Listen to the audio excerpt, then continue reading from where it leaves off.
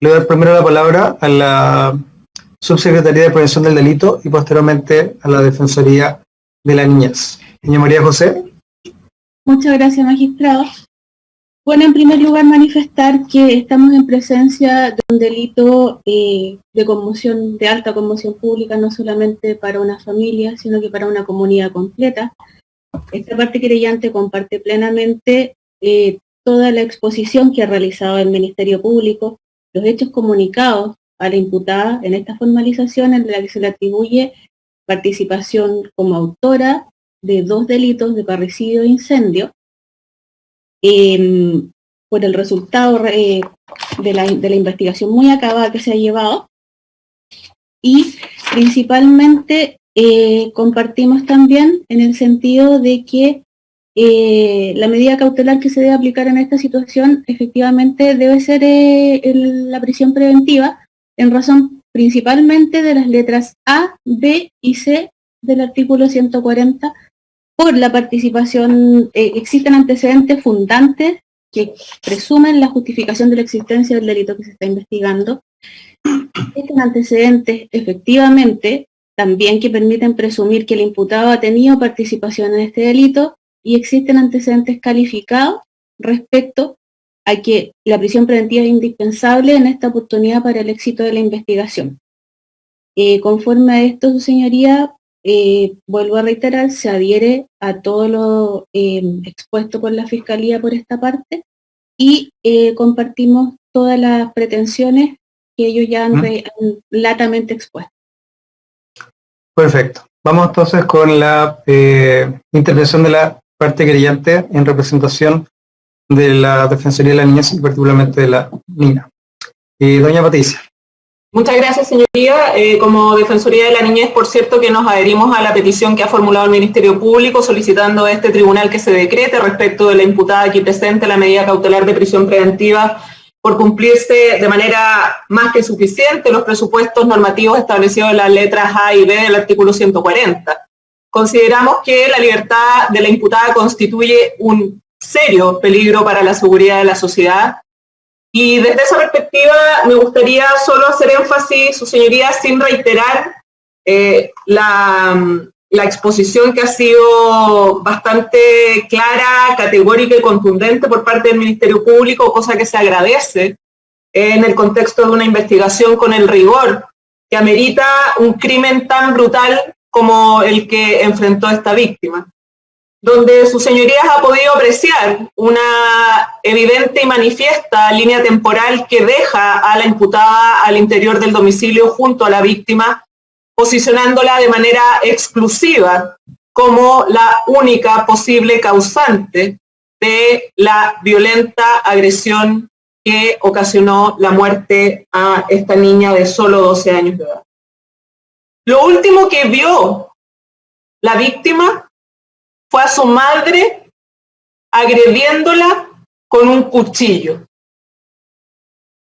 Una madre que no solo se encargó de violentarla con un cuchillo, evidencia levantada del sitio del suceso que tiene ADN de la imputada en el mango y ADN de la víctima en la hoja, sino que adicionalmente a esas lesiones, que su señoría es necesario tener presente al menos en 2 de ellas en el cráneo, lo que hicieron fue traspasar el cráneo, el hueso.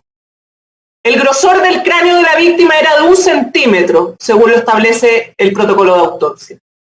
Y esto tiene que ver con analizar cuál es la intensidad y la energía que la imputada puso al momento de ejecutar las lesiones contra la víctima.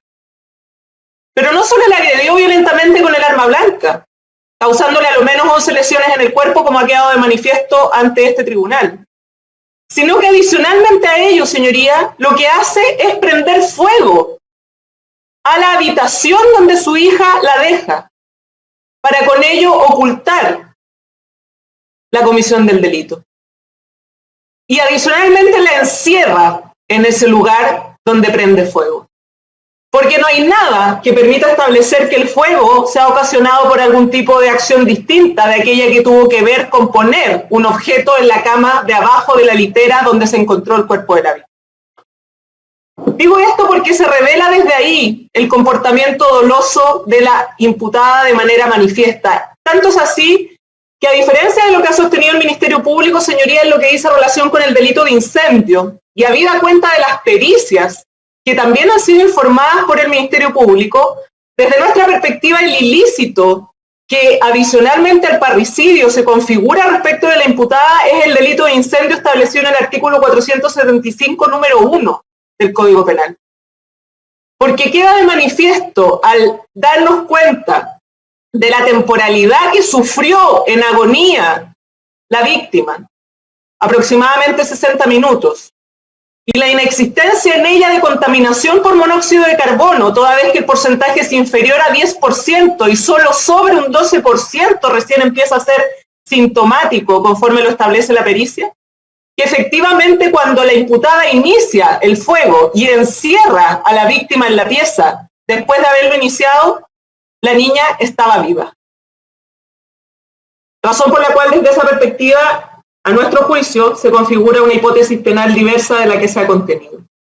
En este sentido, para finalizar, señoría, evidentemente la medida cautelar de prisión preventiva, cuando la analizamos a la luz no solo de las exigencias de las letras A y B, sino que de la letra C, tiene que ver necesariamente con una lógica de la proporcionalidad con la gravedad del hecho materia de la formalización de cargo. Y no debe haber, sin duda, delito más grave que aquel por el cual se ha formalizado este día a la imputada aquí presente, el parricidio, o sea, el homicidio calificado por el parentesco en contra de su hija.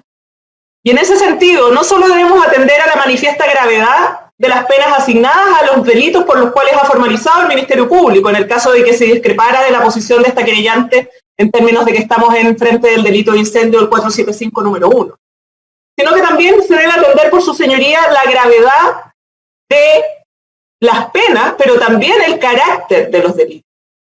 Y me parece que en este punto el comportamiento delictivo de la imputada merece el más absoluto reproche en términos de proporcionalidad en la imposición de una cautelar que está plenamente justificada en términos de la existencia de los delitos y de la presunción de participación que le ha cabido en ellos.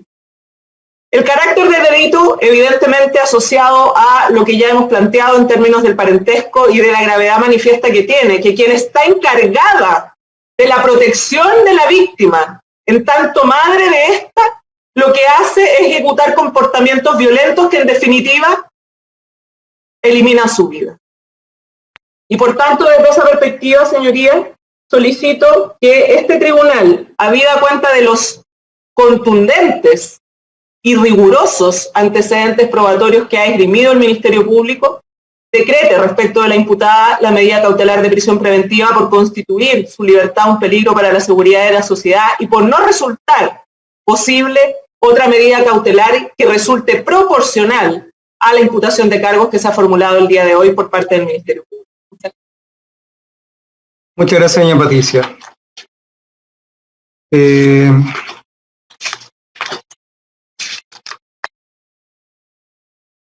Bien, vamos entonces a la discusión de la prisión preventiva y a escuchar los alegatos de descargo de la defensa. Don Nicolás. Muchas gracias, señor magistrado. Lo cierto es que, dado esta extensa exposición, me parece que lo primero que tenemos que hacer es poder distinguir que indudablemente lo que no se va a cuestionar es la letra A, sino más bien el debate tiene que ver con la letra B y con la letra C. Y quiero hacer una separación a la hora de poder hacer mi intervención que tiene que ver en dos líneas básicamente. Uno, con lo que creemos que hay un sesgo por parte del Ministerio Público, lo hemos pedido y consta en la carpeta investigativa, una serie de diligencias respecto de un segundo sospechoso que a la fecha de hoy, aun cuando sabemos su nombre, sabemos su domicilio, no ha prestado declaración. Voy a luego hacerme cargo sin lugar a dudas de todo lo que se ha dicho, porque se han dicho cosas extremadamente graves, pero quiero partir por ahí porque quiero despejar que además es por donde concluyó el señor fiscal. Aun cuando consta en la carpeta investigativa, a lo menos hay 3 testigos que el Ministerio Público les toma declaración y que además incluso algunas de ellas han sido citadas, pero me parece que han sido citadas parcialmente, donde se habla que este acechador sobrehumano, donde esta persona, donde es prácticamente imposible, que alguien tenía que cruzar muchas casas para poder llegar al lugar, donde efectivamente no hay videos frontales, y eso es efectivo, no vamos a controvertir un hecho que es evidente, si no hay nadie que ingresa, pero indudablemente es, y hacer algunas expresiones respecto de este sospechoso. El primer vecino que llega da cuenta de que la puerta de la cocina estaba abierta de par en par, así que quiero precisar eso, y si es necesario volver atrás lo podemos revisar, pero no está cerrada, primero. Y en segundo lugar quiero hacerme cargo de este acechador, supuesto superhombre que se habría saltado muchas casas. No estamos hablando de un superhombre que se habría saltado muchas casas, señor magistrado, sino que estamos hablando del vecino. El vecino que doña Ana María Espinosa, de 53 años, declaró que a las 11 horas se escuchó a alguien en el techo, su vecino, no voy a decir el nombre, de 28 años, un tipo violento que insulta y golpea a su madre, hace un contacto visual y él se mete a la casa rápidamente. Es muy sucinta, ya he señalado la dificultad de la carpeta, pero es lo que he podido anotar de esta primera testigo, Ana María Espinosa, que aun cuando ha sido citada por el Ministerio Público, lo cierto es que esta parte de la declaración no fue citada. Luego doña Elvira Santander, que personalmente el fin de semana pasado pudimos entrevistarnos con ella, pero ya había declarado inicialmente que a las 11 horas se percata que mira por la ventana y que encuentra una persona que está agachada en el techo del vecino, que está colindante a la casa de la imputada y de la menor, y ve a un tipo con un overol y con una mascarilla con filtro. Y luego de eso, y esto creemos que es lo que más llama la atención, es que 20 o 30 minutos después de transcurrido ya el incendio, se le ve a este tipo sin overol, con un polerón café claro y con el pelo mojado. Es decir, ahí me parece que a lo menos hay una línea investigativa, quiero ser muy responsable, yo no tengo la capacidad de decir que él es el culpable, pero a lo menos me parece que había indicios más que suficientes para haber investigado esa línea. Entiendo que el fiscal va a sostendrá que lo ha hecho, pero me parece que a lo menos cuando se hace una imputación de esta envergadura, uno esperaría que a lo menos se le tomara declaración a ese sujeto, que concluyo con solo una declaración más, porque Luis Roja, está en el anexo 13, declara que este joven no lo había visto, que lo advierten que está en la casa al lado, que no demostró ningún interés cuando se le advierte del incendio, y que cuando llega Carabineros le pide ayuda, dice, en su casa no se, él dice, comillas, en su casa no se ve fuego, y él vuelve a entrar, comillas nuevamente, no mostró interés por prestar ayuda. Hago estas tres declaraciones, magistrados, con el solo propósito de demostrar que el Ministerio Público tiene un deber de objetividad en términos de a lo menos agotar cada una de las investigaciones. Vuelvo a hacerme cargo, no estoy ni cerca de señalar que él sea o no sea el responsable, pero me parece que al momento de hacer una formalización después de 60 días hay ciertas cosas que debiesen estar despejadas. No sé si va a ser necesario o no que sean exhibidas, pero esta defensa, señor magistrado, en el set fotográfico que se nos ha acompañado en el receso, en el set fotográfico 360-2020, en la foto 41-10 en adelante, hay una serie de muestras de sangre que fueron tomadas del domicilio de este vecino. Está el overol, que también se le toma a este vecino. No es algo que hayamos aportado nosotros, es evidencia de la PDI. Sin lugar a duda, entiendo que el fiscal nos ha señalado que ahí no había, eso nosotros no lo hemos encontrado en la carpeta, que no había restos biológicos o no había muestras de sangre. Es difícil poder comparar con una persona que no ha sido vida respecto de su propio ADN o en el lugar mismo de la menor, por lo cual, magistrado, solo quiero consignar que consta en la carpeta investigativa una amplia línea investigativa que el Ministerio Público ha omitido en esta presentación, que a juicio de esta parte es relevante. Hay una zapatilla que tiene unas manchas, están los overoles, hay manchas, no sabemos si no sangre o no, el Ministerio Público ha señalado que no, pero nos parece que a lo menos para poder transmitir de que nos saquemos esta idea de esta imposibilidad absoluta de que haya otra persona, creo que aquí se abre una línea de investigación, a lo menos que esta persona preste declaración, a lo menos de entender que es posible que el vecino, que una vecina escribe como un tipo violento, como un tipo que golpea a su madre, que a lo menos esta parte quiere despejar que no es un hecho imposible, no es el único acceso el principal. Eso es en primer término, magistrado, lo que esta parte quiere enseñar. Respecto del sujeto del overol, y que quiero reiterar, esto no es una noticia como estas muchas que corren a veces en medios de comunicación, que son falsas o no son verdaderas, es algo que se declara el mismo día de los hechos. Respecto del tipo de logro.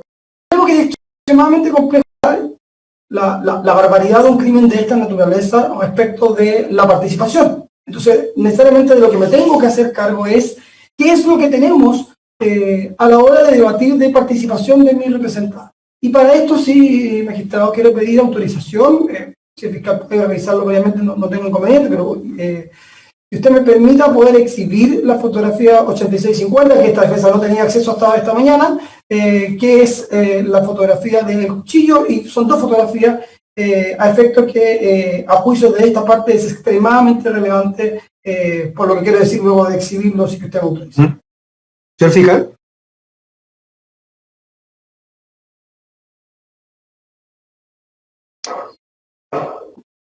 Señor fiscal. ¿Cuál número, colega? Sí, perdón, magistrado, disculpe, te ha apagado. ¿Cuál número, colega?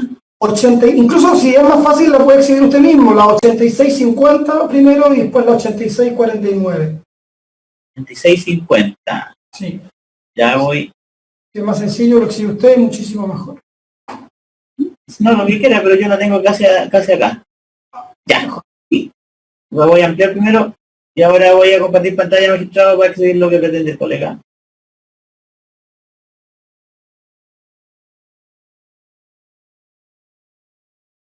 ¿Se está viendo ahí? Sí, sí. Magistrado, ¿qué es lo que esta defensa quiere sostener en definitiva? Acá hay dos elementos que de alguna manera son, a juicio de esta defensa, lo que sustentan la imputación de participación. Tiene que ver con la temporalidad con la cual nos vamos a hacer cargo y tiene que ver con un cuchillo. La fotografía 8650 que se observa y que el Ministerio Público muy bien ha señalado que no tiene rastro visible porque esta habría sido limpiada, yo le quiero pedir al fiscal si puede retroceder una fotografía, es posible, solo esas dos fotos. Y si usted, perdón, si amplía la fotografía, porque no sé si todos la pueden ver. Sí, se pueden ver. ¿El del cuchillo concreto? Sí, solo el cuchillo.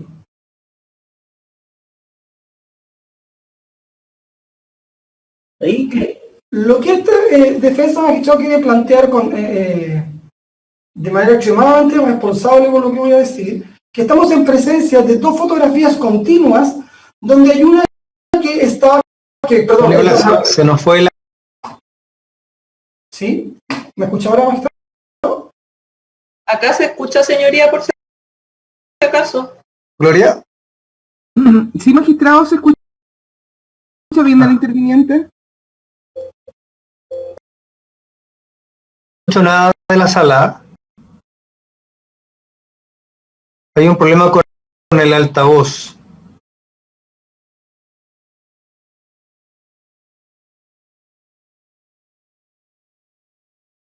Y a los demás nos escucha, ¿Gloria me señoría. escucha? Sí, magistrado, yo lo escucho, déjeme. Don Adrián, ¿puede dejar de compartir pantalla un minuto, ¿Gloria? por favor? Ya. ¿Me escucha? Sí, señoría. Sí, ¿Me escucha? magistrado. No sé por qué, pero el altavoz mío por lo menos estaba en cero. Ahora sí lo escucho perfecto. Disculpe, don Nicolás.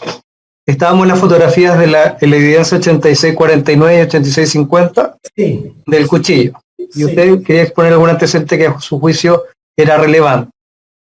Sí, magistrado, quiero volver al punto y ser extremadamente relevante. Estas dos fotografías son tomadas de manera continua, están en el set fotográfico, luego dan pie a un nube y luego se hacen todas las conclusiones que luego me quiero hacer cargo. Pero a lo menos, que me parece que es un hecho que queda a la vista, es un cuchillo que en la primera fotografía tiene mantequilla y en la fotografía siguiente está limpio. Pareciera a todas luces que estamos a juicio de esta defensa ante una prueba que evidentemente ante un eventual juicio oral va a ser excluida, toda vez que es un juicio que fue manipulado al momento de sacarse la fotografía. No pareciera no entenderse cómo es posible poder entender, no tengo la ficha técnica del cuchillo, no es esa la fiscal, la otra.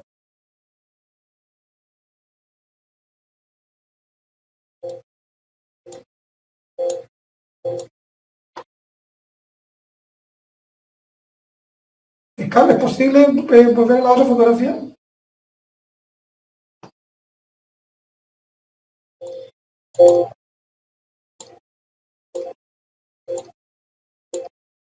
¿Magistrado? ¿Sí? Sí, lo que estaba tratando era si podíamos volver a la ampliación de la fotografía. Si es muy complicado, lo puedo hacer yo, como usted me diga. Lo que sea más fácil para usted. Sí, no, yo creo que es solo ampliarla, pero... Ya. Esta fotografía, colega, ¿no? Sí, por favor. Sí, muy Ya. bien. Que solo hacer el punto. Yo que tengo un problema con mi audio, se me baja automáticamente, por eso que de repente se me va el audio. Pero se está escuchando Solamente bien. cuando Magistrado. comparten pantalla. Voy a verificar, deme un minuto. Colega, magistrado, ¿puedo interactuar con el colega para que me diga si amplío más, si amplío menos? Sí, sí, por un poco más sería mejor, pero es un punto... Muchas gracias. Gracias. ¿Ahí está bien? Sí, muy bien, gracias. Ahí sí, Gloria, dice solucionó, Gloria. Listo. Magistrado, entonces sí, ¿me escucha ahora? Sí, perfecto. Ya, sí, para poder desarrollar el punto, es muy breve, quiero hacerme cargo entonces que uno de los elementos fundantes, vuelvo a decir, porque indudablemente nos da la impresión de que la amplia investigación que aquí se ha presentado, uno, ya lo hemos dicho, creemos que ha omitido a un eventual sospechoso, no, indudablemente que no creemos que de mala fe, pero creemos que al momento de formalizar una madre por un eventual parricidio, nos parece que debía agotarse ciertas líneas de investigación, por lo pronto la de tomar la declaración a un vecino que hay 3 testigos. Y una segunda línea tiene que ver que cuando se hace esta exposición respecto del ADN de la madre, no solo quiero concluir un tema sin ser perito en la materia, pareciera ser un hecho evidente que un cuchillo de la cocina, como el que estamos observando acá, del propio domicilio de la madre, como probablemente la mayoría de los objetos de toda esa casa, van a tener las huellas que tendrían los objetos propios de la casa de uno, y como queda en evidencia, no solo estoy haciendo la reflexión respecto de que es evidente que en los insumos de la casa están las evidencias de uno, sino quiero decir algo que es más grave, que además en este cuchillo en particular, además pareciera ser que ha sido abiertamente adulterado o manipulado por la Policía de Investigaciones, en cuanto en una fotografía aparece con mantequilla y en otra la fotografía aparece sin mantequilla. Es por esas consideraciones que a juicio de esta defensa pareciera ser evidente que este es un cuchillo que jamás sería admitido en una audiencia declaratoria de juicio oral, toda vez que pareciera ser manifiesto y que además con aquello se pretende luego vincular a mi representada y su ADN. Por tanto, concluyo el punto diciendo, uno, no nos parece que aporte, conforme al estándar del 140B de participación, que hayan huellas en un cuchillo de la madre de su propia casa. Al contrario, nos habría gustado que se hubiesen levantado otras huellas, por ejemplo, del vecino o de otras personas, y concluyo el punto que, para no repetirme, y además me parece una prueba absolutamente que debiese ser excluida toda vez que queda de manifiesto que ha sido intervenida, y no intervenida por quien hubiese cometido el delito y la hubiese limpiado, sino que en las fotos de la propia policía, que eso es secuencial, además, se ve que alguien la limpió al momento de sacar la fotografía. Eso es respecto del cuchillo. Y creemos que es extremadamente relevante, no es solo un detalle de exclusión, no es una audiencia de exclusión, pero creemos que sí es relevante al momento de resolver lo que hoy día estamos discutiendo. Adicional a eso, magistrado, quiero hacerme cargo de la temporalidad. No solo, bueno, las dificultades que tiene el video, ya lo hemos conversado, que tiene algunos desfases. Resulta, abogado, las imágenes, la evidencia 1 y 2 de la Policía de Investigaciones, por efecto de la presentación de la pantalla, ¿podemos retirarla? Sí, por supuesto, disculpe, magistrado, sí. Perfecto. Es suficiente, gracias. Entonces, magistrado, entendemos que efectivamente al momento de discutir participación, lo que tenemos en este caso es un cuchillo que creemos que está muy lejos de, no solo de estar del 840, sino que solo con el del 140B me parece que cuesta muchísimo poder vincular ese cuchillo a mi representada como autora de estos hechos. Y en segundo lugar, o en tercer lugar más bien, me parece que lo más delicado tiene que ver con la temporalidad, porque acá, insisto en la presencia de un sospechoso que no ha sido lo suficientemente investigado a juicio nuestro, se ha construido y se han hecho 2 afirmaciones que tienen que ver con la autopsia, es decir, con cuando la menor, la hija de representada, cuánto atrás hubiese fallecido. Hay que ser muy preciso en eso y en señalar, y tendrá que ser los peritos quienes lo determinen, no yo en esta audiencia, que se han dado rangos de a lo más 60 minutos, y lo mismo me quiere hacer cargo del incendio.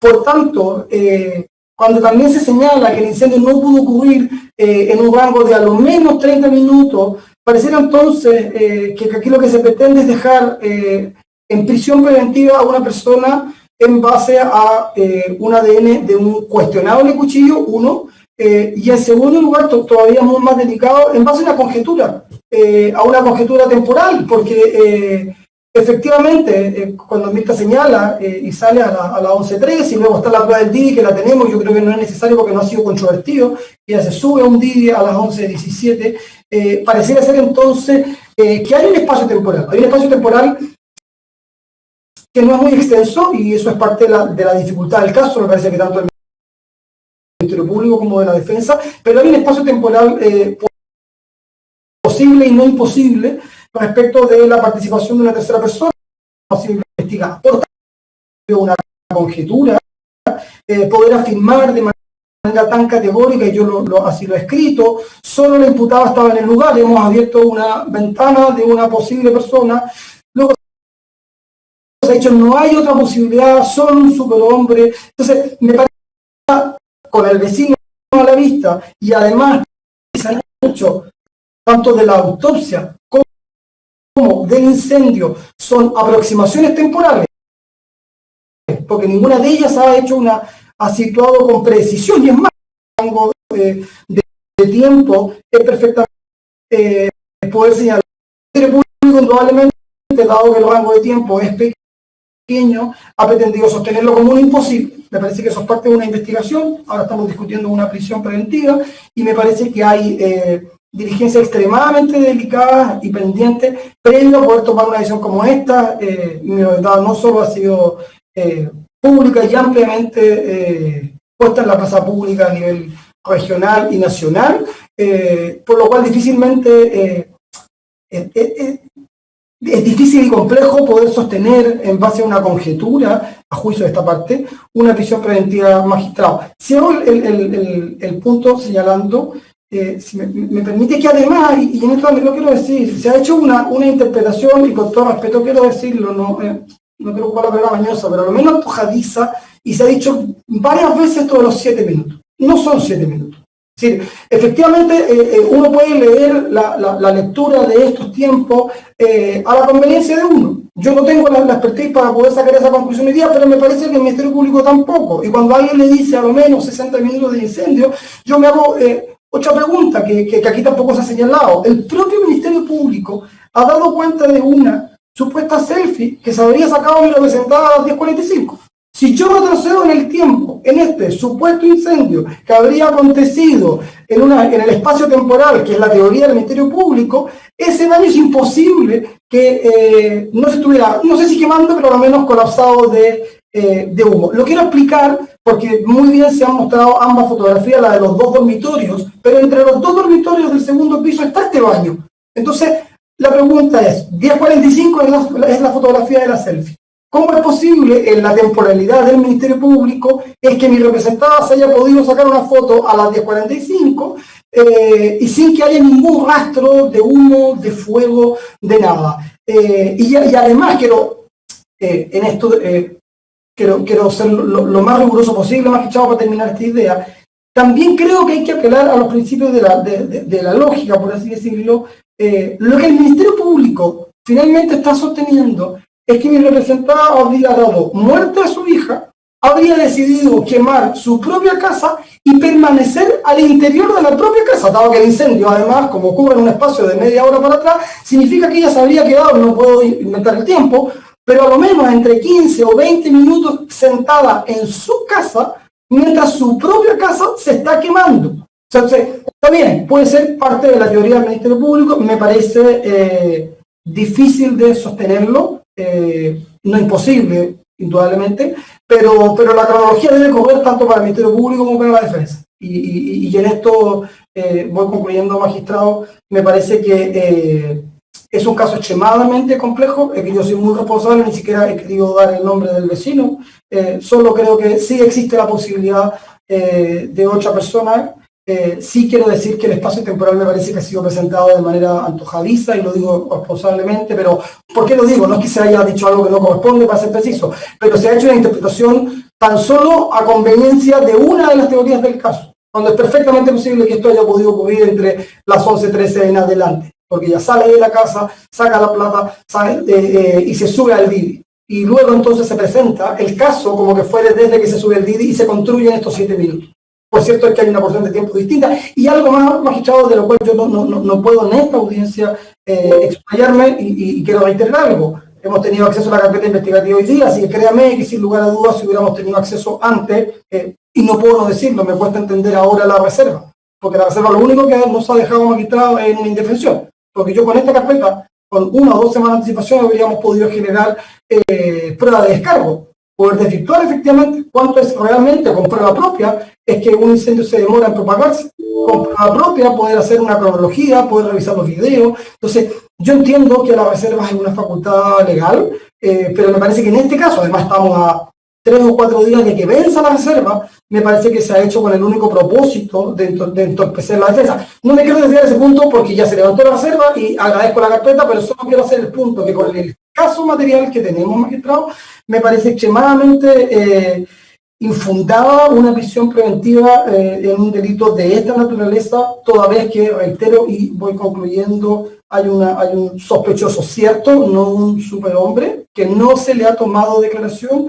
Hay una temporalidad que a lo menos no es ciencia, para que lo digamos en esos términos, magistrados. Aquí se ha querido presentar como algo imposible, y efectivamente hay los mismos expertos, y hay que citarlos bien, hablan de rangos, y los rangos tienen que ver entre un periodo y otro periodo. Tendrán que ser nuestras pericias las que luego tendrán que ir en esa investigativa. Dicho todo eso, señor magistrado, lo cierto es, y reitero lo del cuchillo, porque además cuando se pretende situar este ADN como que la madre es la que tiene el cuchillo, cuando además estamos viendo un cuchillo con mantequilla, para que no se nos olvide eso, que además me parece que no es menor, es que nos parece que no se dan los presupuestos del 140 letra B. En este estado procesal entendemos la complejidad de la investigación, no tenemos sin ninguna duda, es más, le quiero transmitir la complejidad propia de mi representado, que sin lugar a dudas de víctima, querellante, y querellante hoy día es imputada, y hoy día se le pide la prisión preventiva, por lo cual además no puedo no señalar que hasta el día de hoy no estoy acreditado al Ministerio Público, aun cuando lo solicitamos hace más de 10 días. Quiero decirlo, magistrado, disculpa que se lo diga en estos términos. Hemos hecho todo lo posible para poder contribuir en esta investigación, porque somos los más interesados en que se esclarezca este crimen, y por lo mismo es que creemos que hoy día se ha hecho una presentación de casi 2 horas, donde creemos, y lo digo con todo el respeto, se han omitido cosas, no se han hecho las diligencias, hemos pedido más de 10 diligencias, para que quede claro, señor magistrado. No sabemos cuáles se han hecho, cuáles no, porque nunca nos han contestado. Por tanto, magistrado, y concluyo con eso, no se dan los presupuestos 140, entendemos la gravedad del delito, entendemos lo complejo, y es por eso es que el subsidio de lo pedido, esta parte viene a proponer, es que se decrete el 155 letra A, en cuanto a una persona que ha vivido toda su vida en la comuna. No podría hoy día ofrecer en términos de arraigo un contrato de trabajo o algo así, porque lo cierto es que mi representada está encerrada en su casa con miedo a salir, al igual que su pareja, por lo cual el arraigo que tiene es que tiene más familia, y de alguna manera está, y lo vuelvo a decir, está encerrada en su casa. Dicho todo eso, señor magistrado, entendemos entonces que no se dan los presupuestos de la letra B, indudablemente no damos los de la letra B. Me parece innecesario entonces el debate de la letra C, porque van en concomitancia. Eso, magistrado, por tanto, es que pedimos que se decrete la medida cautelar de la letra 155, letra A. Perfecto. ¿El señor fiscal quiere hacer una breve réplica? Sí, breve, magistrado, y mostrar de nuevo la foto del cuchillo y la supuesta mantequilla. ¿Podré? Sí, por supuesto. No sé si en la imagen se me ve cómo mi mascarilla refleja la luz y los objetos. Eso, lo que quiere ver una mantequilla del colega, es el reflejo del testigo del punto número 2.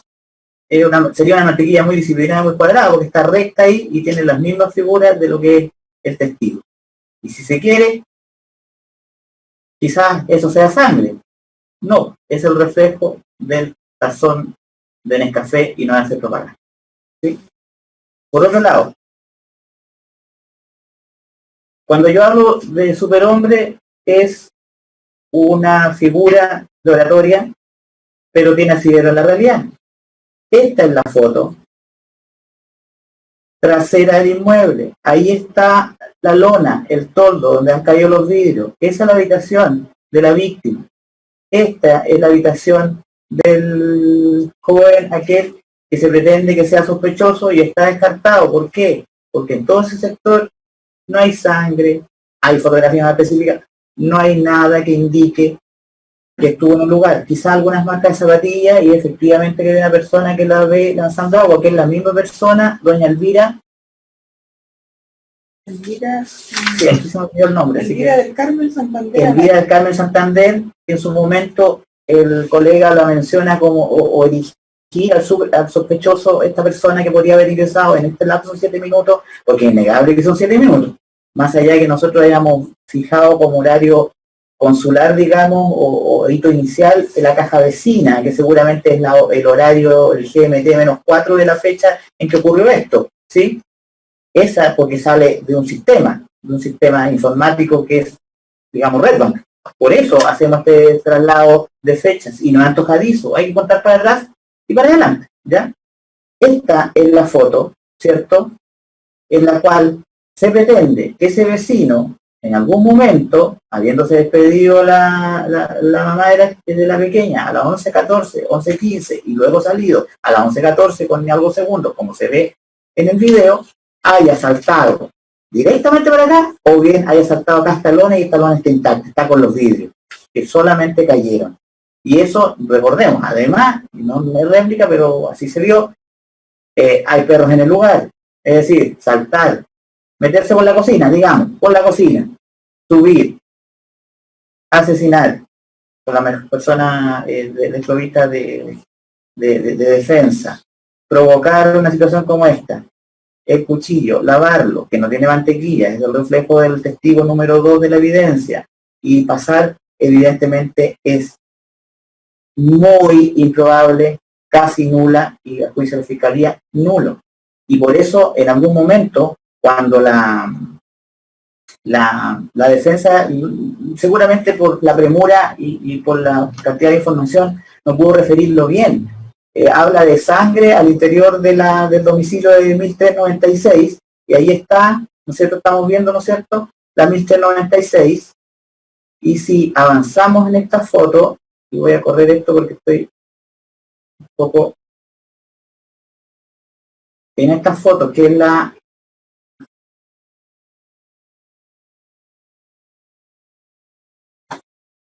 ¿Qué pasa? ¿Cómo avanzan este set de fotos? Estoy en la carpeta de la... Hay que salir de ahí y entrar a la carpeta. Ya, voy a entrar a la carpeta. 360. Sí. Voy a dejar de compartir primero. Hay que cerrar. 360. Voy a abrir esta y voy a compartir pantalla, su señoría. Si me permite, nuevamente. Sí, por supuesto, adelante. ¿Sí? 1392, ¿cierto? ¿Mm? Acceso a la escalera, la pared contraria a la de la víctima y de la casa de 1396. Ciertas manchas que se ven allí, ciertas manchitas que se ven ahí, ciertas manchitas que se ven ahí, manchitas que se ven ahí, manchas que se ven ahí. Esta está la escalera de la habitación, ciertas manchas. Se levantaron, mancha donde mostrábamos al principio. Tórula, se levantó. 2, tórula, se levanta. Ahí esa foto está un poco sobrepuesta, pero en términos, no, subexpuesta, pero se está levantando la evidencia. 3, también se levanta evidencia, también se levanta evidencia de las manchas, también se levanta evidencia de ahí. Esa es la habitación contraria a la del joven donde sale hacia afuera o puede salir. Se levantó información, el overall, no sé si lo vieron, no alcanzaron a ver. El overall, ¿sí? ¿Mm? Levantó también, porque mencionan el overall, el joven del overall. La habitación que se está arreglando, hay herramientas, ahí seguramente hace asado, el joven tiene 18 años, trago, ventana, accesos, y ahí está la lona azul, Hay una que otra marca, pero nada de sangre, nada evidente. Está la zapatilla que usaba el joven, ahí están las marcas. La señora Elvira, ¿qué dice en relación a este joven? Y lo va a referir la señorita Weiser, señora Weiser. Sí, voy a dar lectura a la declaración mencionada por la defensa de la testigo, que es la vecina de al frente, doña Elvira del Carmen Santander Araya. Solamente lo que dice ella un poco más extensión a lo que ella ve de este joven, que es el vecino de la casa colindante de la víctima. Señala específicamente al respecto lo siguiente.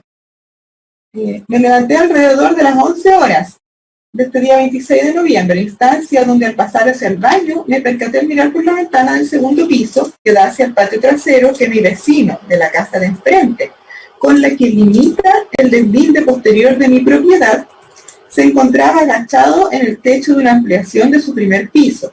Esto a la altura de la primera ventana de norte a sur, cerca de la pandereta de deslinde con mi casa. Él vestía un overol de color azul y su boca la cubría con una mascarilla con filtros. Dicha situación no me llamó tanto la atención, pero deduje que era por esto que el perro de la casa de mi vecino de al lado se encontraba ladrando. Posterior a ello, transcurridos unos 5 minutos, salí al patio a recoger ropa. Esto al pensar que el vecino que se encontraba sobre su techo podía estar limpiándolo y tirando polvo a mis prendas de vestir. Al salir, este vecino, con quien no tengo mucho trato, solo sé que reside junto a su madre, me indicó que se encontraba limpiando. Yo tomé mi ropa e ingresé a mi casa, percatándome al rato que este joven ya no se encontraba en el lugar. Le dice luego de ello, transcurrido unos 20 o 30 minutos, mientras me encontraba en mi cocina con la puerta que da al patio abierto, me percato que por el baño del inmueble de la casa colindante a la del vecino, que se encontraba minutos antes en el techo, salía una columna de humo muy espeso, pero eso me llamó la atención. Dice nuevamente, en relación al joven que observé en el techo, debo indicar que nunca lo he tratado, solo sé que vive con su madre. Esta persona en el transcurso del incendio, cuando ya se encontraba bomberos, lo volví a ver en el techo, pero esta vez sin el overol, vistiendo un polerón café claro con su pelo mojado. Con un tarro lanzaba agua desde el techo hacia su pared, como intentando proteger de las posibles llamas su casa. Es todo cuanto puedo señalar. Esa es la declaración de la testigo que le parece sospechosa la actitud del vecino del lugar. El overol tiene examen de ADN, no hay manchas pardo-rojizas, no hay sangre, todo lo que se tomó en la escalera, no hay sangre, se revisó el suceso, no hay sangre, estamos siguiendo la ventana y ese es el lugar. Por eso nosotros sostenemos que es improbable, casi nula o nula la posibilidad de un acechador, estimamos que no es antojadiza el tiempo que transcurren los videos, los ritmos, los tiempos, los hitos y existe evidentemente prueba contundente al respecto y solo a título de réplica, si sostengo las imputaciones y además erigir una sombra de un testigo amarillo en un cuchillo por el reflejo, me parece, digamos, es impropio de un error de apreciación visual. Bien, entiendo que con eso concluye la réplica del Ministerio Público. No tenía ninguna otra declaración, salvo que, por efecto de lo que establece el artículo 142 en su parte final del Código Procesal Penal, que es lo que el tribunal le informa a la imputada al momento de iniciarse la audiencia de formalización, que ella tiene una garantía judicial relevante, que es guardar silencio. Usted, insisto, no está obligado a colaborar con la investigación, puede hacerlo, es una estrategia procesal que me imagino la habrá conversado con su abogado. En este momento de la audiencia y antes de que el tribunal resuelva respecto a la petición de la medida cautelar de prisión preventiva, ¿usted quiere hacer uso de esa garantía judicial? Dame un segundo. ¿Quiere hacer uso de esa garantía judicial o declarar en esta audiencia antes de que el tribunal resuelva, o va a reafirmar su garantía judicial de guardar silencio? Te voy a guardar silencio. Perfecto. Dejo constancia de aquello para efecto del acta y lo que establece el artículo 142 del Código Procesal Penal.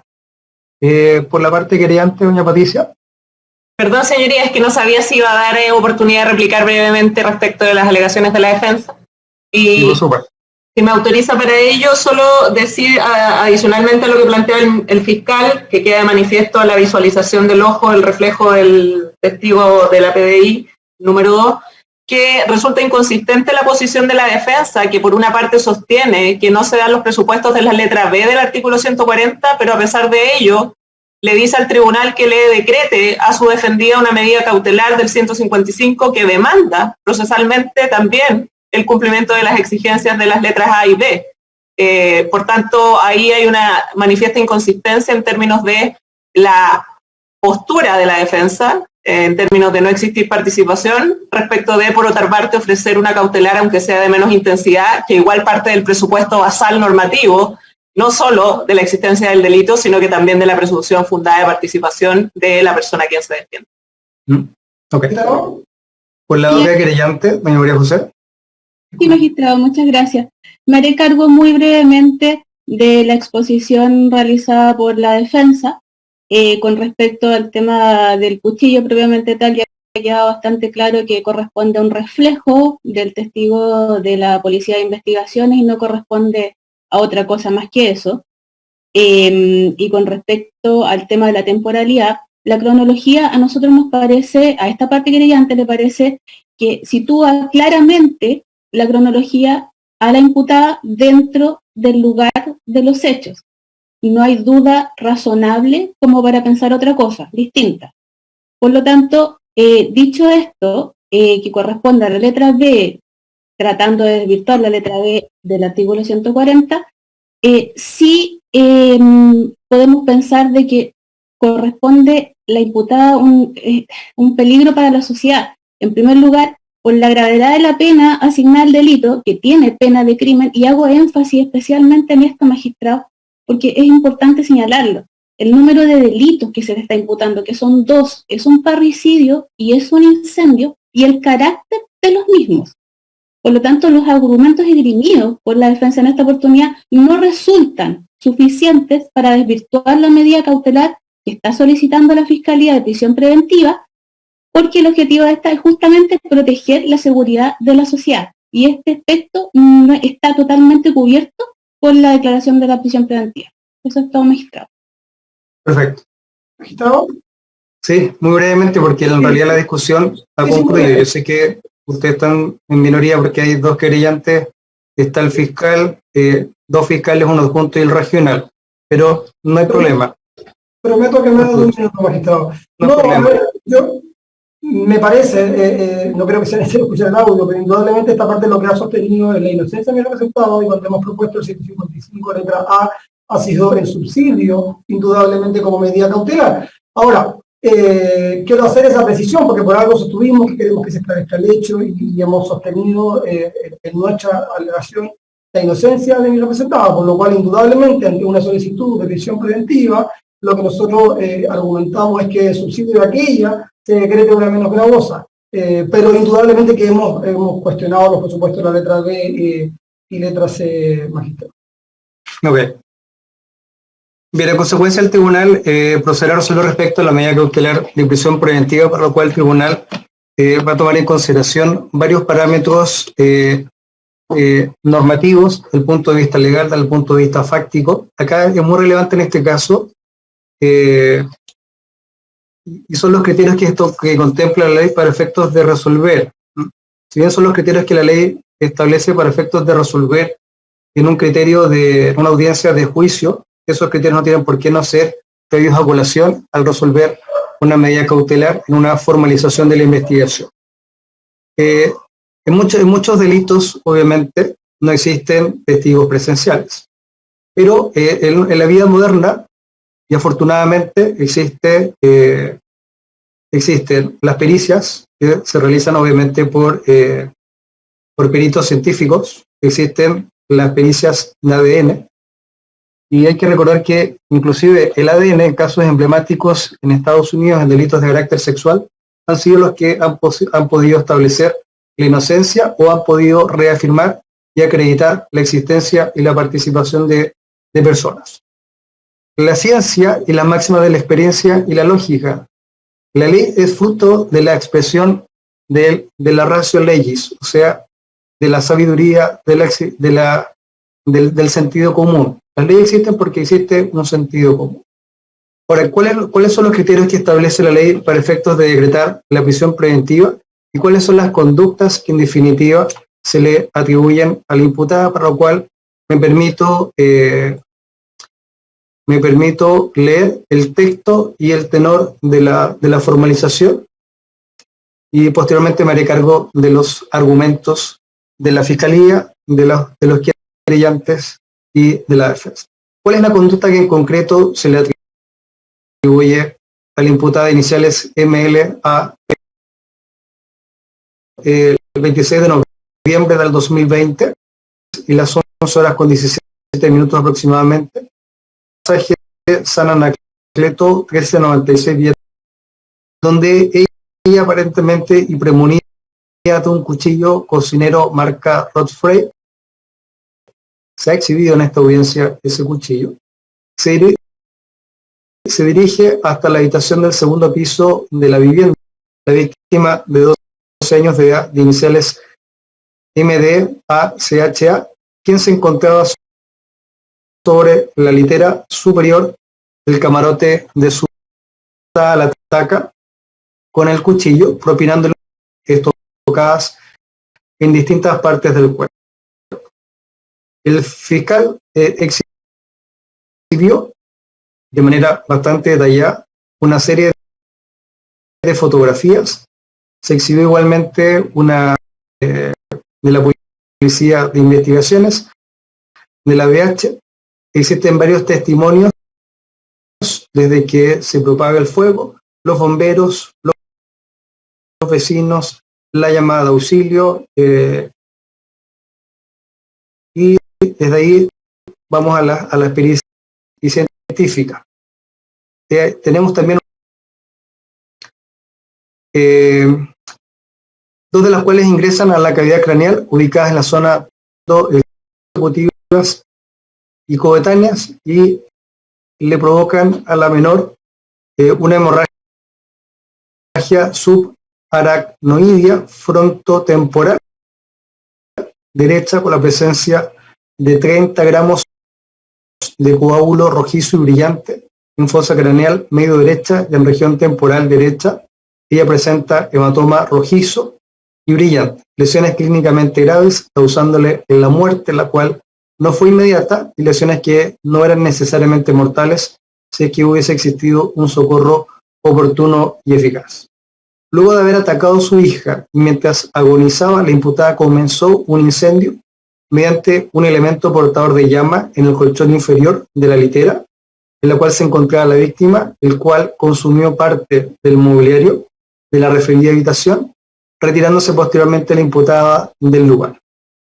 La casa habitación, ubicada en pasaje San Anacleto 1396, Vía Talinay Coquimbo, es de propiedad de doña Patricia Angélica Pizarro Vega, y se le atribuyen dos conductas de la mayor gravedad. Me atrevo a decir que deben ser las más graves que contempla la legislación penal actualmente vigente en Chile, que es el delito de parricidio y un delito de incendio del artículo 476, causal primera o número primero del Código Penal. La primera conducta consumada y la segunda frustrada. Solamente para evitar cualquier vicio que eventualmente pudiese generarse, le voy a solicitar al señor fiscal que pueda exhibir el certificado de nacimiento de la menor, porque no se exhibió. Sí, lo vamos a leer, magistrado, porque no lo tengo en presentación, no lo acerco a la cámara para ver. Me imagino que la defensa no controvierte en la relación de parentesco de la menor con la imputada. No, maestro. Pero Señoría, solo pido, en razón de la prevención y resolución del propio tribunal, que si se va a exhibir el certificado se suspenda la audiencia, porque va a estar el nombre completo de la niña. Entonces, que se tenga presente. Lo voy a obviar. Olvidé esa parte. Solamente informar la fecha de nacimiento, el certificado de inscripción, porque no ha sido controvertido por la defensa, y con la prevención que está haciendo la Defensoría de las Niñas. Sí, magistrado, la víctima, iniciales que se han mencionado al principio, tiene como madre la imputada con la inicial que se ha mencionado al principio, y ella nació el 31 de enero del 2008, la inscripción 68 de 2008 de la comuna de Coquimbo, de la circunscripción del Registro Civil de Identificación de Chile. Muchas gracias, señor fiscal. Nada. ¿Cuáles son los elementos que el tribunal debe tener en vista para efectos de decretar la prisión preventiva de acuerdo a lo que establece la ley? Efectivamente, el artículo 140, que ha sido enunciado varias veces por los distintos intervinientes, exige algunos presupuestos procesales. El primero es la formalización, de la cual el tribunal dio cuenta. Y en esta formalización deben existir antecedentes, no basta uno, deben ser varios en plural, porque la ley utiliza esa expresión o ese vocablo, que deben justificar la existencia del delito que se investiga. Segundo, letra B, antecedentes que permitan presumir fundadamente, o sea, con indicios, que el imputado, en este caso la imputada, ha tenido participación en el delito, en este caso los delitos en plural, como autora, cómplice o cubridora. A ella se le atribuye participación de autora. Y una vez que el tribunal permite establecer con la evidencia o con los antecedentes que ha expuesto el Ministerio Público, que hay antecedentes que justifiquen la correcta calificación jurídica del delito o de los delitos, y la participación a través de presunciones en esos delitos, recién en ese momento el tribunal puede entrar a analizar si se justifica o no la prisión preventiva o alguna medida cautelar diversa. ¿Cuáles son estos antecedentes calificados que ha expuesto el Ministerio Público? Son varios en realidad. Se agradece igualmente la investigación, el detalle, la utilización de los medios audiovisuales para efectos de hacer más ilustrativa el desarrollo de los antecedentes, máxime si se está requiriendo la privación de una persona, si bien en esta etapa con carácter temporal, pero puede ocurrir que esa privación se transforme en una privación de libertad total al momento en que la sentencia se dicte. Existe una cronología.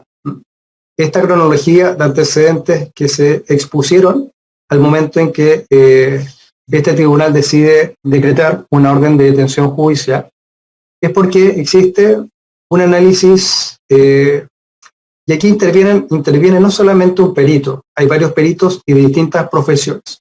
Hay un perito informático, hay registros audiovisuales que están muy cercanos a la casa de la imputada.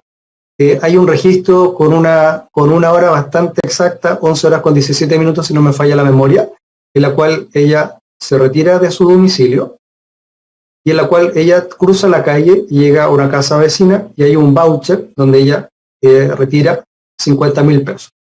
Otro antecedente relevante, es una casa pequeña. Vimos todos los intervinientes y observamos el sitio del suceso.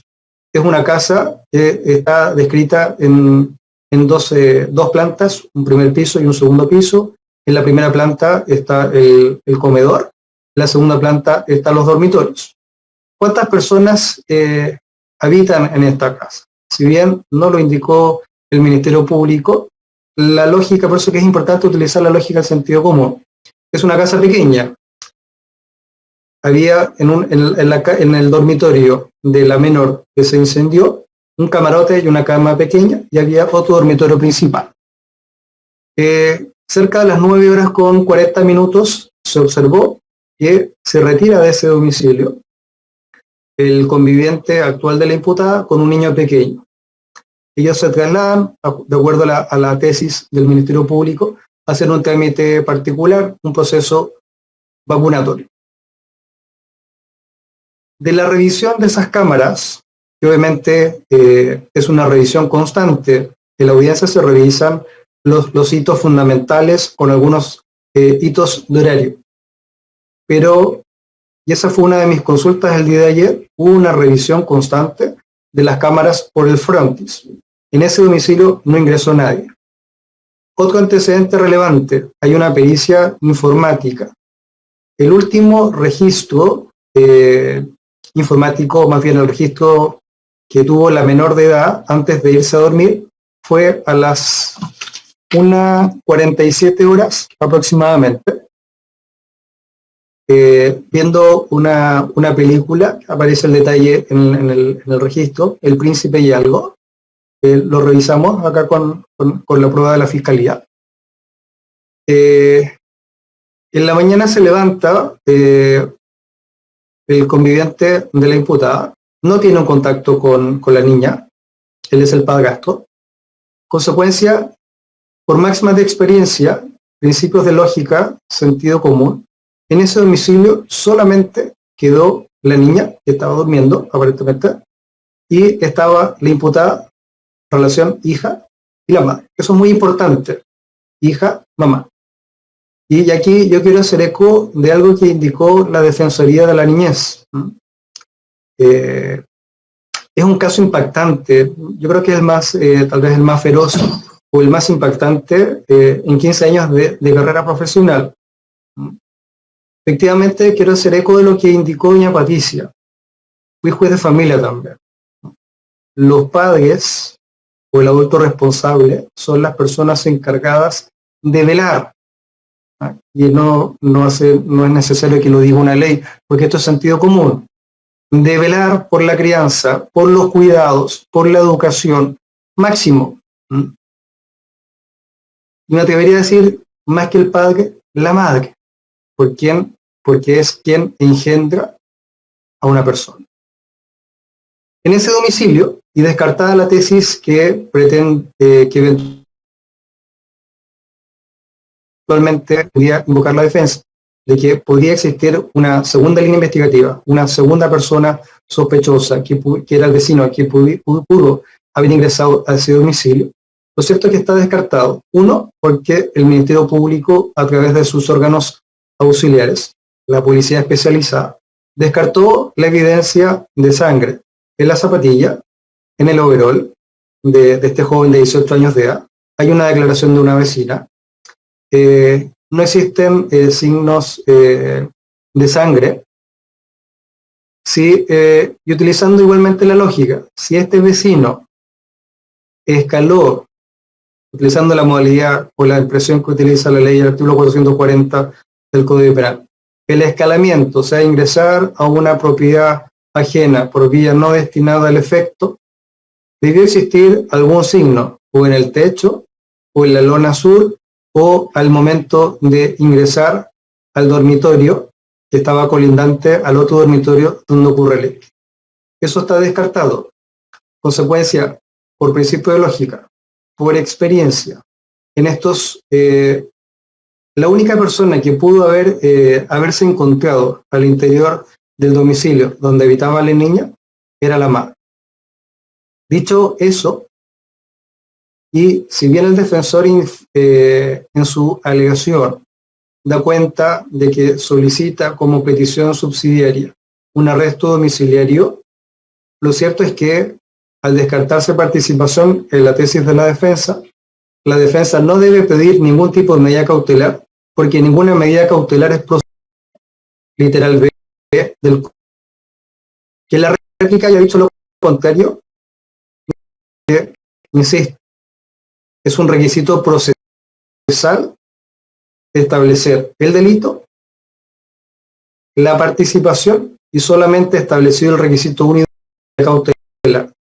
A contrario sensus, algún elemento del tipo penal o el elemento de participación en su modalidad de autor, cómplice o encubridor, no corresponde medida cautelar ninguna, cero, ninguna, ni aun cuando sea la medida cautelar más benigna. Dicho aquello, y habiendo el tribunal establecido que el Ministerio Público ha aportado antecedentes calificados, pormenorizados, basados en la ciencia, en los oficios, en pericias científicas. Acá ha intervenido policía de la Policía de Investigaciones de Chile. Ha existido intervención de bomberos, porque obviamente existe un delito de incendio. Existen análisis químicos. No hay que olvidarse que existen huellas en una probabilidad de ADN. La ciencia no miente. Es muy difícil que los genes son bastante, cada persona tiene un gen distinto, que obviamente hay ciertos patrones de ADN que están vinculados por ejemplo, de un padre con su hijo o con su hija, o de una madre con su hija. Esas huellas, así como se establecen las pruebas de paternidad, esto es exactamente idéntico. ¿No? Cuando se analizan esas pruebas, las conclusiones siempre son 99,98% de probabilidad, cuando uno desea saber, por ejemplo, una prueba de paternidad de un hijo con un padre. Acá es exactamente lo mismo. Existe huellas de ADN o de restos de ADN en una probabilidad muy alta. ¿En qué lugar? En el filo del cuchillo. ¿A quién corresponden? A la niña. Huellas de ADN en el mango del cuchillo. ¿A quién corresponden? En una probabilidad muy elevada. A la imputada. Ahí ya hay una circunstancia que es indubitada, o por lo menos que existe una probabilidad muy alta para poder establecer participación. Eso es una cosa.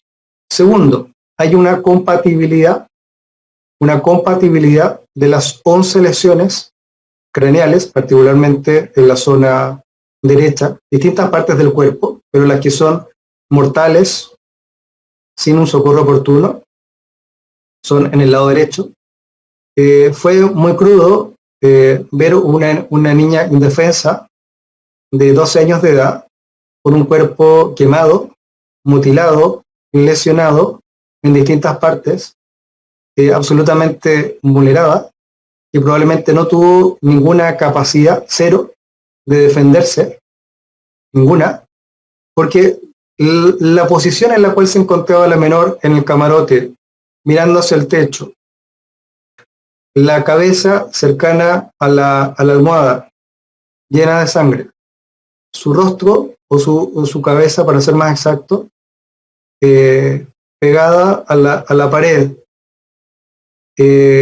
Claramente las lesiones en su cuero cabelludo, de hecho tuve que crear una regla para ver esos 2,5 centímetros de las lesiones que ella tenía, que eran 11, en sus manos, en su codo. El fiscal, obviamente con la ayuda de los peritos, pudo establecer que era una lesión absolutamente defensiva. Probablemente la niña pudo defenderse, pero ya no tenía posibilidad alguna de hacerlo. Me quiero sumar un poco a las palabras de doña Patricia, la querellante. La última expresión que vio la niña, que probablemente estaba somnolienta, es ver la imagen materna atacándola crudamente con un cuchillo. Cuchillo, insisto, es compatible por huellas de ADN, descartada la mantequilla, porque claramente hay un reflejo con la evidencia de la PDI, que es de color amarillo, que es reflejo de una niña que perdió su vida, perdió su esperanza, perdió su posibilidad de ser madre, de estudiar, de educarse, de ser criada, de ser salvaguardada. Y eso es muy violento. Y a mayor abundamiento, y una vez ocurrida esa conducta, se acumula material combustible en el camarote, en la parte de abajo, y se prende fuego. Hay una niña y hay un rostro que aparece quemado en varias partes del cuerpo. De hecho es...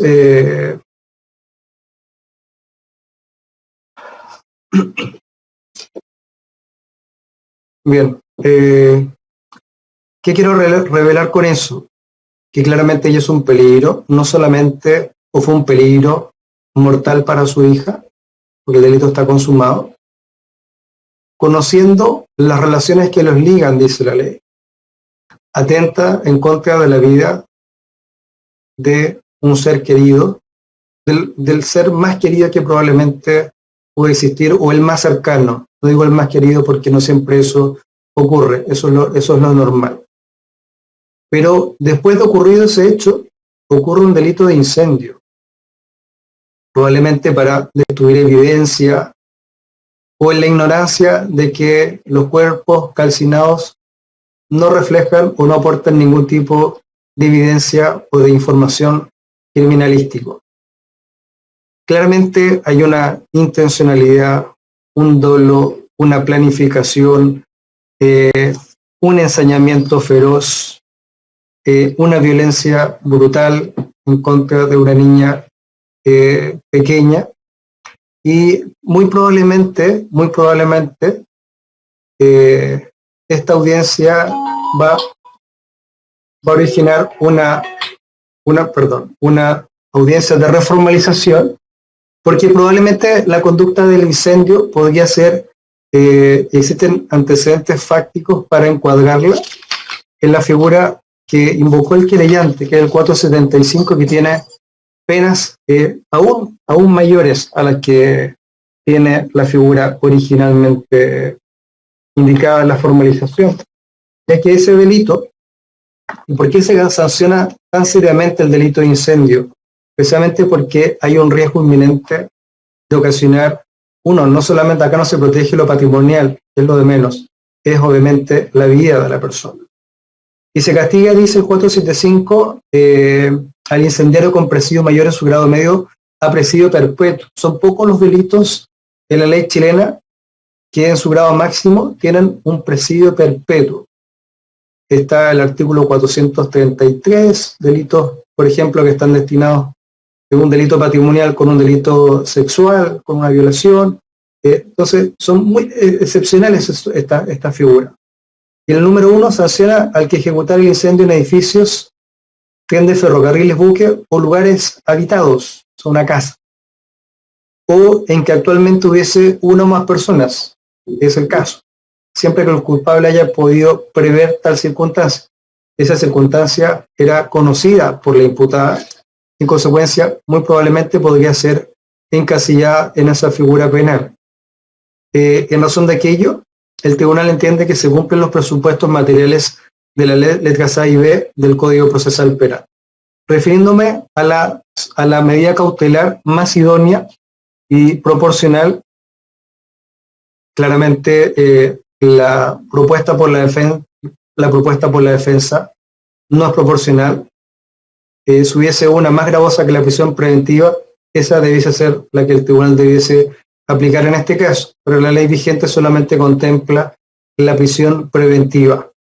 Hay dos delitos, el tribunal ya indicó cuáles son las penas que se establece para el delito de incendio, en la modalidad propuesta por la Fiscalía en esta audiencia, de acuerdo al artículo 476, presidio mayor en cualquiera de sus grados, es un crimen, de acuerdo a la clasificación del artículo 3 del Código Penal. Y la otra figura, que es la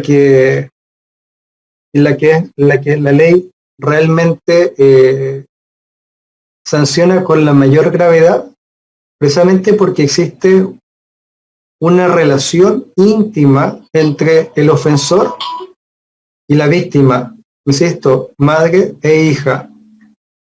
Y se sanciona el parricidio con presidio mayor en su grado máximo a presidio perpetuo calificado. O sea, las penas más graves y calificadas que contempla la ley. Probablemente pudiese existir alguna circunstancia agravante de responsabilidad penal. Claramente acá podría existir un ensañamiento, una planificación, el carácter del delito, el resultado de la acción, la muerte de una persona. El valor vida como bien jurídico es el más importante en cualquier Estado de Derecho, es lo que protege máximamente la Constitución Política de la República. Y finalmente, a pesar de que ella goza de irreprochable conducta anterior, lamentablemente el primer ingreso en el sistema penal es el más grave con el cual una persona pudiese entrar al sistema penal. En consecuencia, el tribunal decretará la prisión preventiva por estimar que esta medida es idónea, es proporcional, es absolutamente necesaria. No podría decretarse ninguna otra. ¿Dónde se va a ejecutar la prisión preventiva? En el Centro Penal de La Serena, el CCP de La Serena. En el oficio Gloria se va a informar que Gendarmería deberá adoptar obviamente las medidas eficaces de resguardo de la seguridad y de la vida de ella, para que pueda afrontar las audiencias sucesivas, la audiencia de preparación, si es que se alcanza esa etapa procesal, y en la posterior audiencia de juicio oral. Dicho aquello, y habiendo resuelto la medida, solicito a los intervinientes debate en cuanto al plazo de la investigación. Por la defensa, No sabemos cuál es la propuesta del Ministerio Público, magistrado. Entendemos que el ya plazo está establecido a favor de la defensa, por eso que me permito preguntarle a ustedes, si quiere le pregunto al fiscal. Sí, prefiero, lo cierto es que ya han pasado 60 días, entendemos que nos sacará con proponer un plazo de, porque me parece que está una causa compleja y altamente probable que la justicia que hagamos, esta no se va a resolver. Entonces, ¿para qué le voy a proponer 30, 60 días si no tiene mucho asidero? No hay problema. Señor fiscal. Cerraríamos antes por cuidar, escuchando todo los 80 días. Perfecto. Por los querellantes, la Defensoría de la Niñez. ¿A lo que ha solicitado el Ministerio Público, señoría? ¿Sí? ¿Están de acuerdo? Sí. Perfecto. Por el Centro de Víctimas, doña María José. Nos parece un plazo más que razonable dadas las circunstancias de comisión del delito y el delito propiamente tal. Perfecto. Por la defensa. Sí, magistrado, ahorita lo que ya indiqué, lo cierto es que discutir un plazo menor sería probablemente estar en una audiencia de ampliación de plazo. Por eso que no nos vamos a poner. Perfecto. De común acuerdo entonces se fija un plazo de investigación de 180 días. Si no existiese ninguna otra petición, se concluiría la audiencia a las 19:19. Copia del audio, magistrado, si es posible, solo esa petición. No hay ningún problema. Muchas gracias. Magistrado, esta parte querellante también solicita copia de audio para poder tener registro de lo obrado en audiencia para traspasárselo también a los usuarios. Perfecto. ¿Todos van a pedir registro de audio? ¿Fiscalía y querellantes y defensa? Nosotros tenemos acceso interno por los enlaces, magistrado, así que no es caso. Perfecto. Entonces solamente la defensa y entiendo que los querellantes. Doña Patricia también. Bueno, aprovechando el impulso, señoría, se le agradece. No hay problema. Bien, como se pide la petición, se concluye la audiencia 19:20. Que tengan Estén muy buena tarde. bien. Buenas tardes. Hasta luego.